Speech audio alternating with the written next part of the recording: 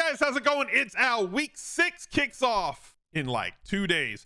We have a wild slate this week. A whole lot of value opened up due to injury, and so cash games are going to be kind of obvious. You're going to see a lot of overlap. Please, you need to take a breath and realize that when you play 50-50s this weekend, there's going to be an awful lot of overlap. There's like 5 spots that everybody's going to have, and then everybody that plays those 5 spots is going to have the same amount of money that's left on their cash game teams, which is going to therefore lead them to pretty much a lot of the same options moving forward, especially if they use any sort of optimizer. You're going to see a lot of unrelated people that never have talked to each other with the same lineup.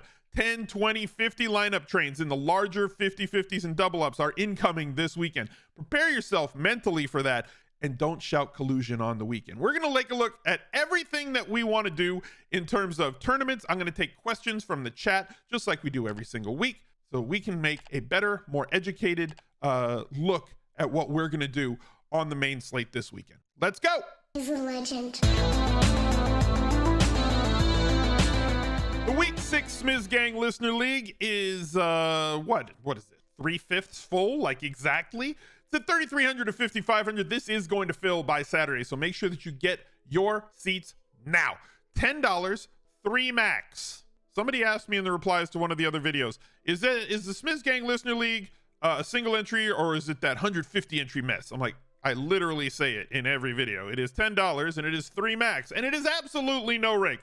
This game does not exist in the lobby. The only way to enter it is through my link. Go to smizzle.tv/links. You will find the link to the Listener League, our Discord community, and just about everything else that I do is right there at smizzle.tv/links. Make sure that you get in because it is going to fill. It is filled early. Each of the last 5 weeks, each of the last 4 weeks. Week 1, it came right up against the Anti-Tinkercast on Sunday morning, but every other week it's filled really, really early. So if you want to play in this, make sure that you get in now. Let's bring in the chat. We'll answer their questions. We'll get to some stuff that they want to talk about. Should we look at Gino and cash or just stick to Josh? So like, you can go to Gino, but like, where are you going to spend the money if you go to Gino? And also, what is the floor? Because cash game, you're more concerned with floor than you are with ceiling.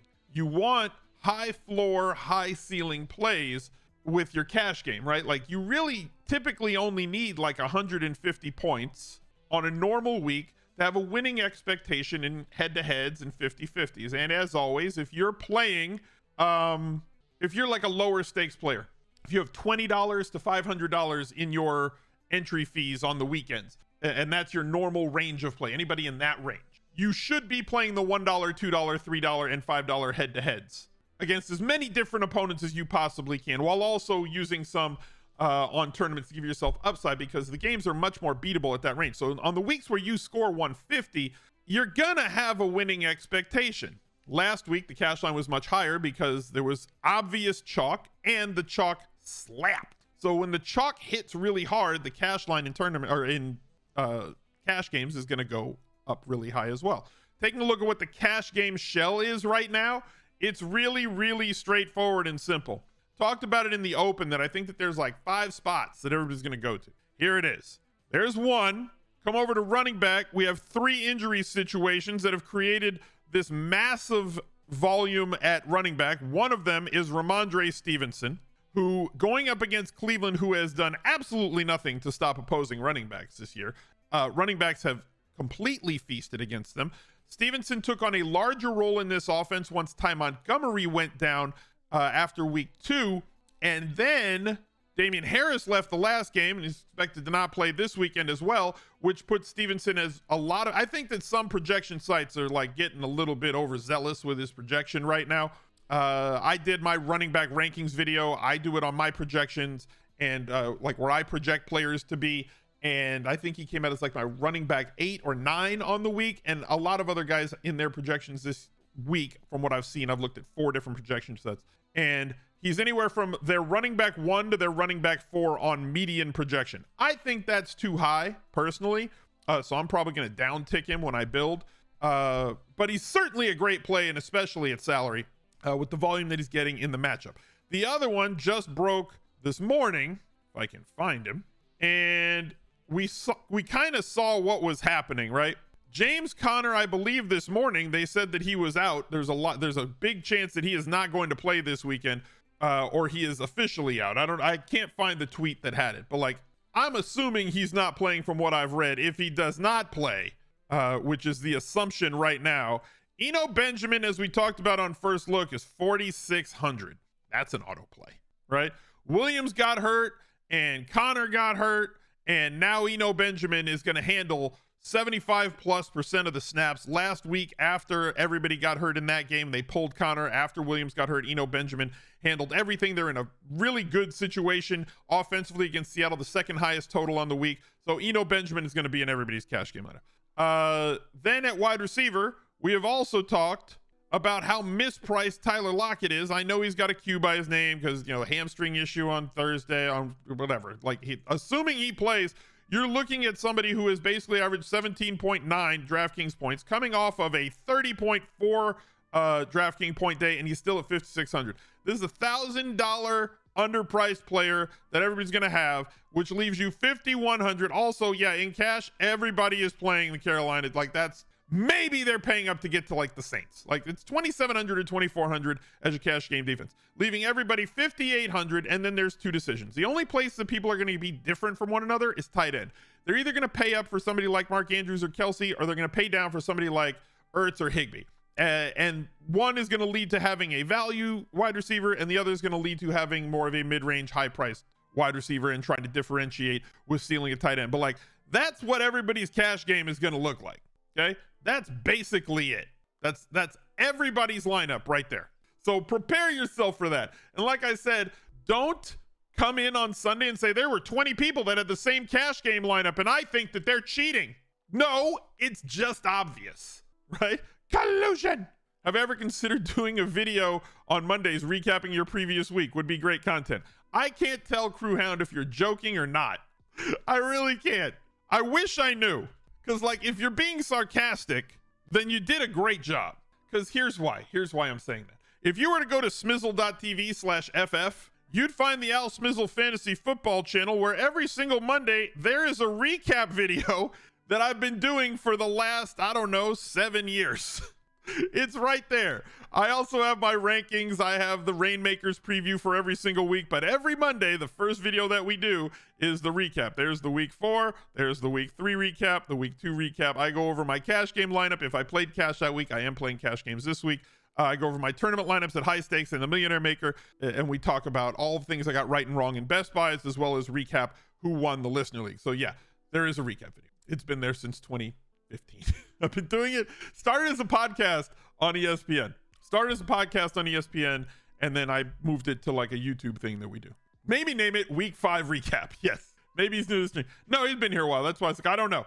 But like, he could have been earnestly asking, or he could have been being sarcastic, and I didn't know which one it is, because I get asked that a lot. Collusion mixed with shameless plug. Well done, Al. Thank you. What other value opened up? Eno Benjamin opened up. The other value that a lot of people are going to be on this week in cash is a third running back, and it's going to be Ken Walker III. Again, this is a $5,400 running back against a team that has not done a good job defensively in the highest total of the game, and they play from they're playing at home. They're going to give him the ball. He's going to get 75% of the running back snaps and touches on his team. He definitely has big playability. He was a workhorse in college, big time prospect guy. Like, you could play those 3 running backs. You don't have to play Walker. There are other plays, like Breece Hall's a good play. Like, you can go another route, which is why I did not include him in the guy that I think everybody's going to have. Everybody's going to be on Ramondre. Everybody is going to be on Eno. And then some people will be on Walker. Some people will be on Breece Hall. Some people are going to pay up for a premium running back. Like, the third guy is going to be a little more split than the rest of them. Is it okay to throw your single entry lineup into the Millionaire Maker? Yes. How's it going, UNC? If you're making a tournament lineup, it's totally fine to throw that into that. 3 running backs this week in cash. I mean, 3 running backs is always fine in cash, right? 3 running backs is kind of the preferred route to go in cash most weeks. Is Kamara too cheap? He's a value for sure. I don't know if too cheap is the right answer, but he's certainly in the value column. The problem is he gives up so much touchdown upside because of the presence of one Taysom J. Hill. I don't know if his middle initial is J, but I think it sounds really neat. So just the fact that he's there, it's a problem, you know? What is the difference between cash games and tournaments? It's not a bad question. The way that I personally define cash games and tournaments. Cash games are head-to-heads, 50-50s, three-man games, triple-ups. Anything that has a flat payout. First pays the same amount of money as the last spot that it pays. And it pays over 33% of the field, right? If those two criteria are met, then it's a cash game. And you should be playing for floor that has access to a ceiling, as opposed, points per dollar, all that sort of stuff, without going for absolute ceiling with no floor. You want as much volume as you can pack into that lineup. Tournaments has a curve. The biggest payout is up top, and then it comes straight down, and then it never really gets flat. Pays out less than 33% of the field. Tournaments typically pay between 18 and 22% of the field. If that criteria is met, play it like a tournament. Cash games, you're not going to avoid anybody based on the percentage. If somebody is going to be 90% in a 100-man 50-50, and you're like, I don't really like that guy, doesn't matter, play him. There's no leverage in cash. Play the guy. If everybody this week is playing Ramondre and Eno, play Ramondre and Eno. Because even if that fails, you only have to beat 50%. You beat them somewhere else. And some people aren't going to play those guys. They're going to play worse plays. You want to play optimal plays when it comes to cash games. If you enter GPP contest totaling 200 entries, are you building 200 lineups or using 150? Oh, I see. Just like if I'm entering two different, I build my 150 and I would just put it in every contest. But I play that. I see what you're saying now. I play that differently on like showdown slates when I was building 300 and 450 lineups for showdown slates, because it was still 150 max in each tournament. I want somebody to all of a sudden be like, oh, you were playing 450 in one tournament. No, I was playing 150 in one tournament, but I would build 450 lineups because they would fill the showdown slates early, and they'd put up a second tournament and then a third tournament. And so on showdown, I just want to bink the big thing. And so what I would do is I would take lineups 1 through 150 and I'd put them in the second tournament, lineups 151 to 300 because they would be more contrarian, and put them in the big tournament. And then I put 301 through 450 in the third level tournament when I was really like chasing showdown hard. Donovan Peoples-Jones cheap to pair with Ramondre. I don't know. I don't think I'm going that route. Jacoby Myers 5,300 on DK is a steal. He's been a top. I think Dopp said this yesterday. Every time that he's been healthy, he's been a top 10 wide receiver on the week. Gets a lot of volume. Question is he going to keep getting that volume from Zappy? Jacoby's good. Jacoby is the same guy that everybody talked about last year, getting the same volume, getting said like, well, the year later, he's clearly the number one guy. We talked about this during training camp, was that he was getting like twice the amount of targets as the second guy behind him. He is a very, very, very important part of that offense. But like, because he didn't score a touchdown last year until like late, like it was like a meme. It was getting to the point where like, he's just gonna, at some point he's gonna score a touchdown. He's not always gonna not like fall down on the one or get a pass interference in the end zone. He's gonna score a touchdown because of all the volume that he gets. But until he does, the public's like, no, he just can't score touchdowns. It was the same argument that was being made against Miles Sanders last in August and July, when I was like, hey, Miles Sanders is probably the best running back right now just when you come out of the dead zone, and people aren't going to draft him because he didn't score a touchdown last year. Like, you should have been drafting him. It's good. And he was in like the 8th round. But like, nope, didn't score a touchdown last year. I don't see him scoring very many touchdowns. Why? Because he didn't score any last year? That's an anomaly. He's got 3 through 5 weeks right now. Yeah, everybody went nuts when Jacoby caught one, like a 2-point conversion last year. It was crazy. No Galladay or Tony at practice. Ugh. Yeah, Slayton, I guess, is the value there. But like, is that really value? That's just like there. Nobody's excited to play Darius Slayton. Like, I think Slayton is fine in a tournament. I'm not pouncing on Slayton. Wandale, is he back? Like, is he healthy finally? Wandale's season. The chat is excited to play Wandale. I like Wandale's talent. He's just very wee. He's quite wee. He's like 5'5". He's Jose Altuve sized. He's fun sized. Like, we're getting close to Halloween. He's like a fun sized candy bar. You got to give away the big candy bars if you want to be a legend. I give away the big candy bars. I want every kid when they grow up to be like, man, you remember that house that gave away the big candy bars? That's my house. My wife hates it. Can't be giving kids big candy bars. Yes, I can. I'm gonna be a legend in this neighborhood forever. They get 2 of them. Pick 2. Which 2 do you want? You guys got the big candy bars? Yeah, we got the big candy bars. Take 2. I get like 5 different candy bars. Twix, Snickers, Milky Way Midnight. That's the key. Don't get regular Milky Way. Milky Way Midnight. Got to have a dark chocolate option.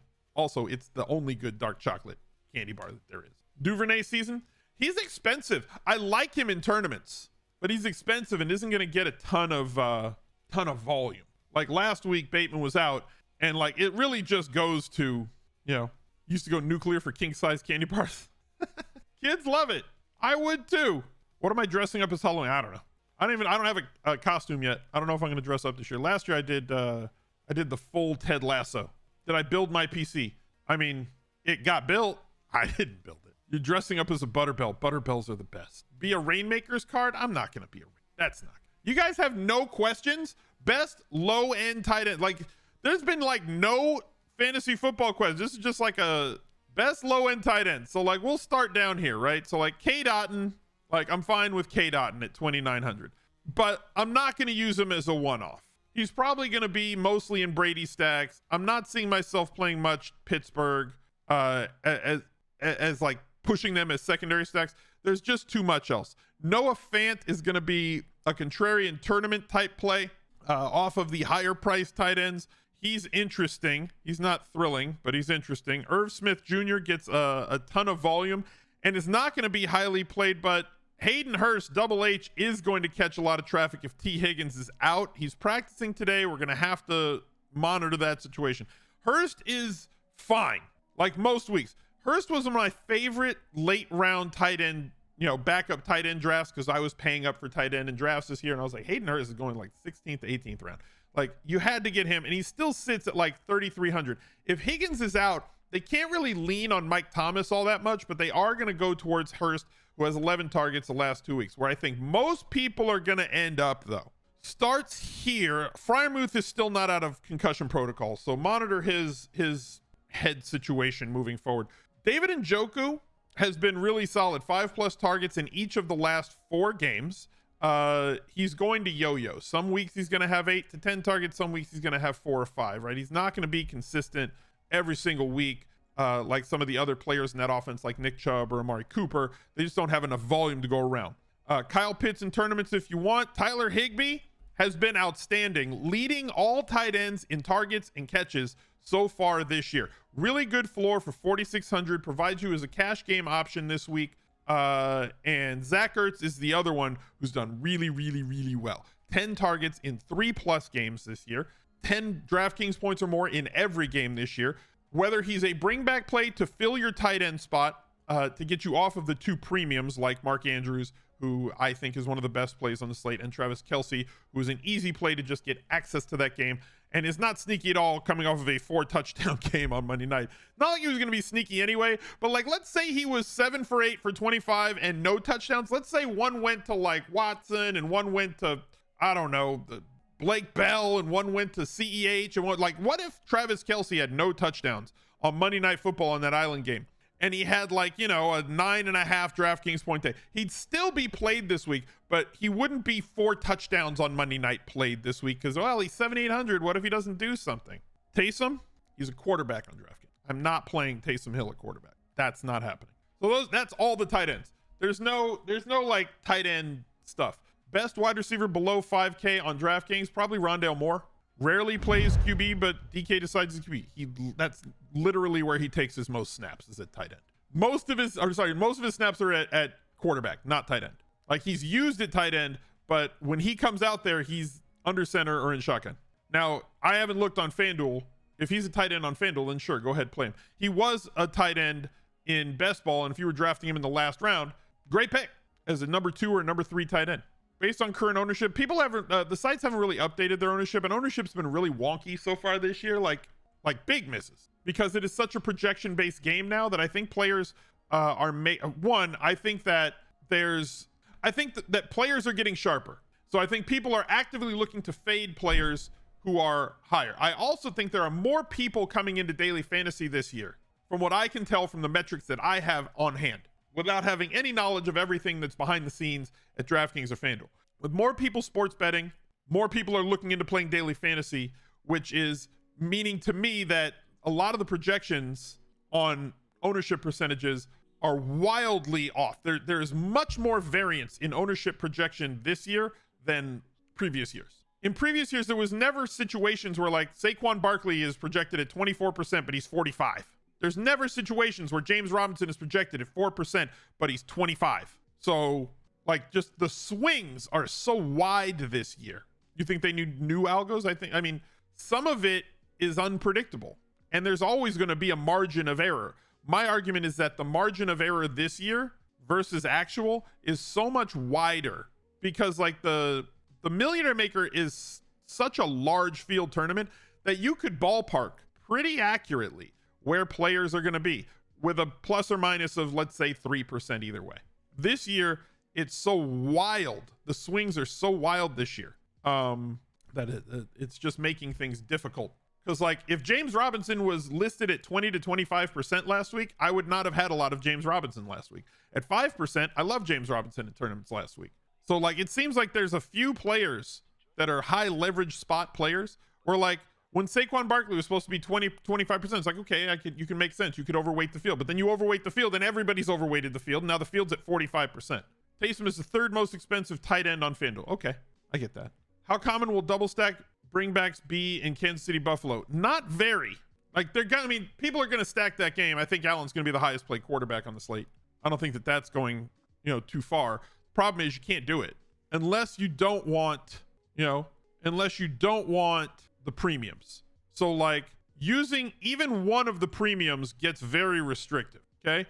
So let's just stack this game. Let's plug in the super value running backs. Like everybody's going to try and plug in those guys, right? Like this is going to be the most common plays. You're going to have, it's on quarterback. You're going to have the most common plays. You're going to have Stevenson and you're going to have Eno, right? So like there's the extreme value. If you think that people are going to fade Stevenson, let's try to get cheaper. Let's go to like Ken Walker. Okay, fine. So you played way down. So the most common stack that people are going to want to try to get to is this, right? Because that's where most of the touchdowns happen. You have 3,900 remaining. So then everybody goes to the most common defense, which is there. You have 4,400 remaining. Like you could do it, but it doesn't mean it's to be done. Because like who's the next guy that you're going to play? If you're double stacking with Josh Allen, you've already got your bring back player. You're going to go with Gabe Davis or McKenzie, right? McKenzie's the cheaper one. You have 4,100. Like it could get done, but it leads you to chalk everywhere. Shakir, if McKenzie's back, which they're expecting McKenzie to be back, he has cleared concussion protocol. Where does he play? How many snaps does Shakir get? So like you have to get very different within this Josh Allen double, which would mean that maybe you're going Gabe Davis, right? Which would mean that your bring back instead of KELCE is like MVS. And now you have enough money to get different somewhere else and get different at running back. So like, yeah, I think that Josh Allen doubles are going to be extremely popular. And rightfully so. The man has had 30 plus DraftKings points in 4 or 5 weeks. And the one time he didn't, he still had like 24, 25, which is awesome. Going to be a lot of MVS? I think so too. Coming off of a big game.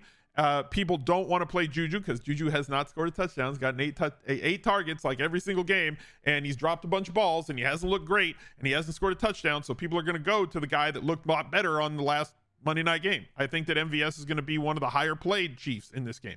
Juju had 5 red zone targets. Yes, dropped 2 of them. So it's Juju week. Yeah, probably. Like people don't want to play Juju because it's whack-a-mole season with Patrick Mahomes pass catchers that are not named Travis Kelce. Oh, Juju had a lot of catches. Juju this week. Nope, it's MVS. Okay, well, I'm going to go to MVS. Okay, it's not him either. Now it's Jerick McKinnon. 1 week is going to be Sky Moore week. Who knows? And do we have an update on Dawson Knox? Because like he's really cheap too at 3,400. Remained limited at practice on Thursday. If he's out, then yeah, you can go with the other tight end. If he's out, you can go with Quentin Morris. He's 2,800. In your stacks as a one-off, part of a cheap secondary stack.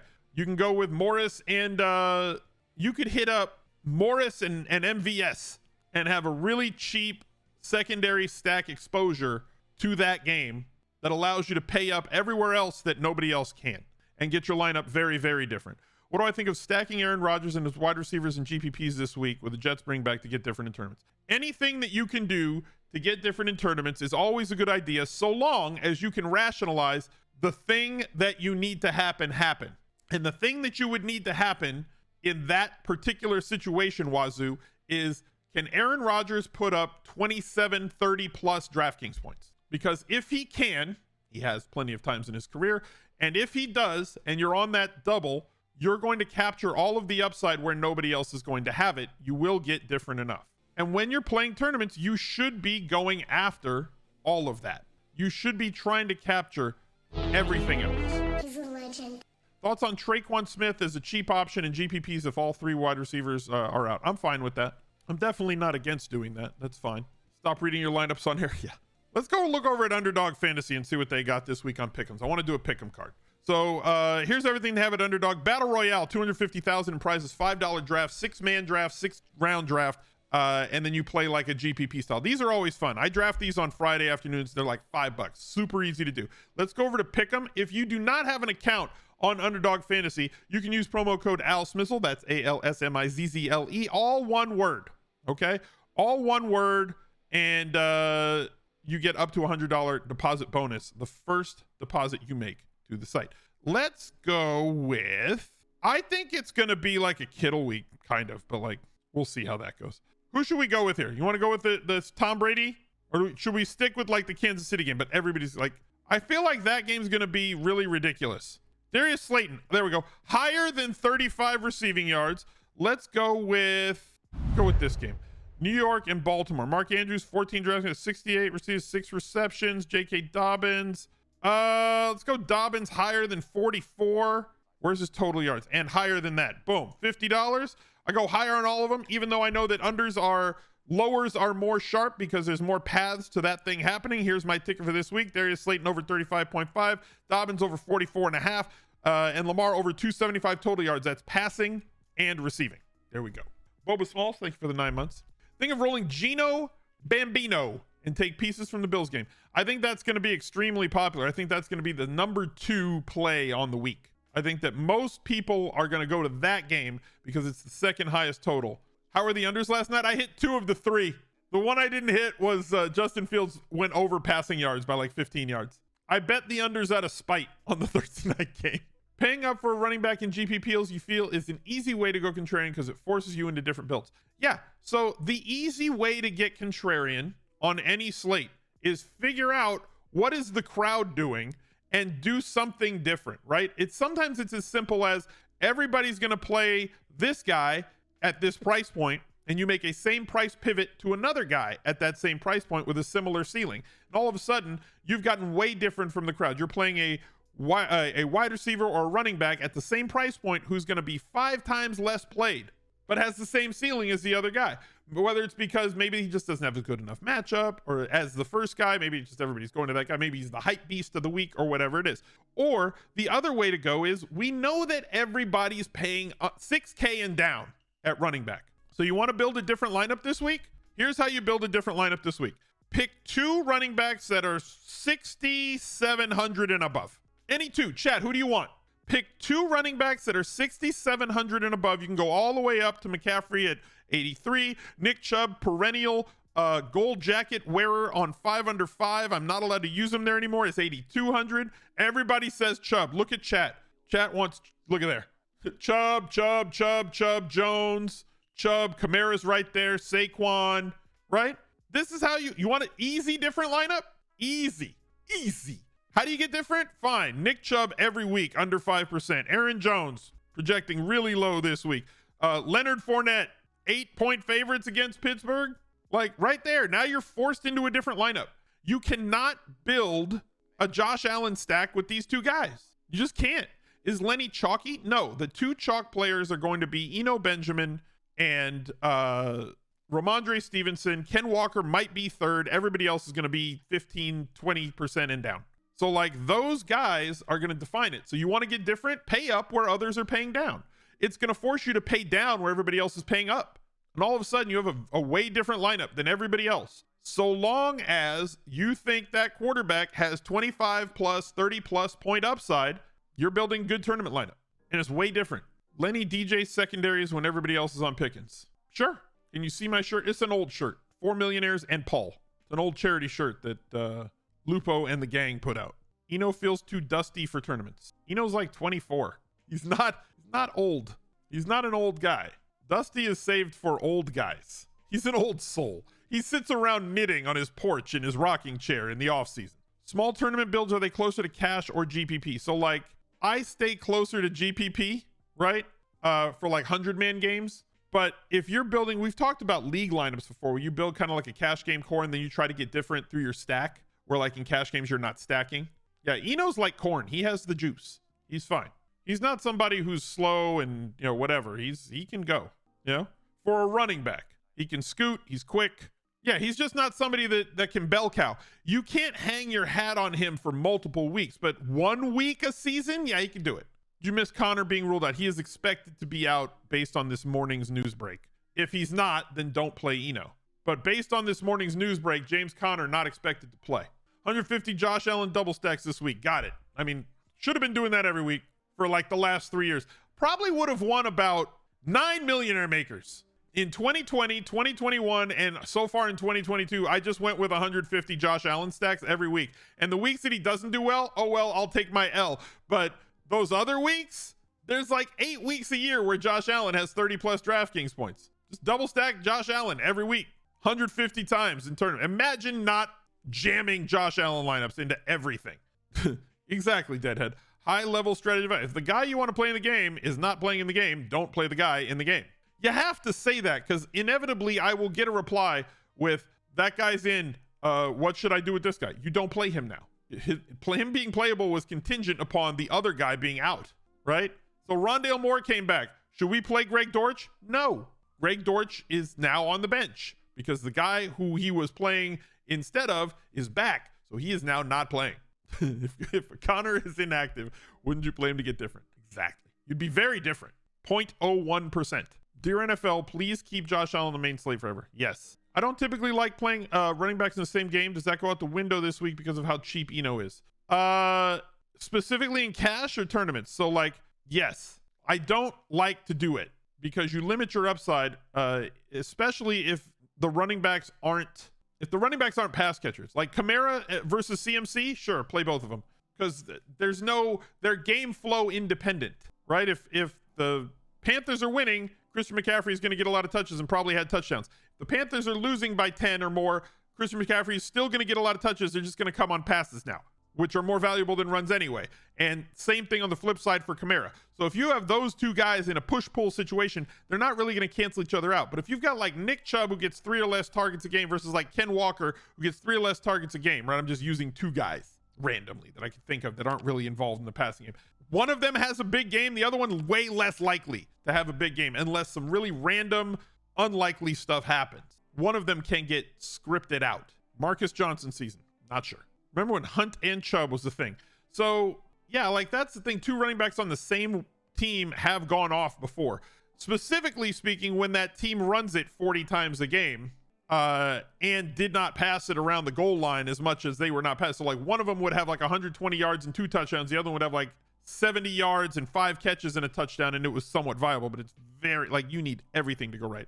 It's a good thing to correlate Battle Royale if possible. I always try to correlate Battle Royale.